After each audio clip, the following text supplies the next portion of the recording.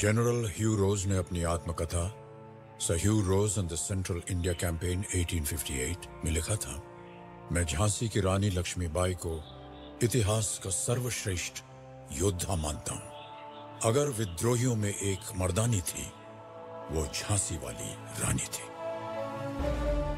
यह कहानी है उस रानी की जिसने न केवल अपनी झांसी की रक्षा की, बल्कि पूरे भारत को अपनी वीरता से प्रेरित किया। यह है झांसी की रानी लक्ष्मीबाई। अंग्रेजों के आक्रमण की आहट सुनते ही झांसी की रानी ने युद्ध की तैयारी शुरू कर दी। हर सैनिक के दिल में एक ही लक्ष्य था, झांसी की रक्षा।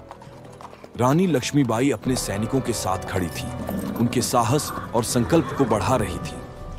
जब अंग्रेजों की सेना झांसी के किले पर पहुंची तो युद्ध का बिगुल बज उठा। अंग्रेजी तोपों की गरज से किले की दीवारें हिलने लगीं, लेकिन झांसी की सेना ने भी पूरी ताकत से जवाब दिया।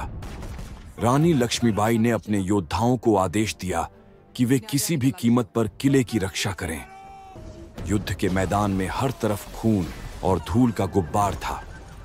रानी लक्ष्मीबाई अपनी तलवार से दुश्मनों का सामना कर रही थी। उन्होंने अपनी सेना का नेतृत्व करते हुए अंग्रेजों को हर दिशा से पीछे धकेलने का प्रयास किया। उनकी हर चोट में अदम्य साहस और आत्मबल की ताकत थी। झांसी की हर दीवार पर युद्ध छिड़ा हुआ था। महिलाएं भी इस युद्ध में पीछे नहीं थीं। रानी लक्ष्मीबाई ने अपने किले को युद्ध के मैदान में तब्दील कर दिया था और हर दिशा से आने वाले हमलों का सामना कर रही थीं। उनके साहस ने उनके सैनिकों को नई ऊर्जा से भर दिया। जब किले की दीवारें टूटने लगीं, रानी लक्ष्मीबाई ने अपने पुत्र को पीठ पर बांधकर अंतिम प्रयास किया। उन्होंने दुश्मनों का डटकर सामना किया और अपनी वीरता से अंग्रेजों को चौंका दिया। रानी लक्ष्मीबाई ने अपनी आखिरी सांस तक लड़ाई की। उन्होंने अंग्रेजों के खिलाफ अपनी वीरता से इतिहास के पन्नों पर अमर हो गईं।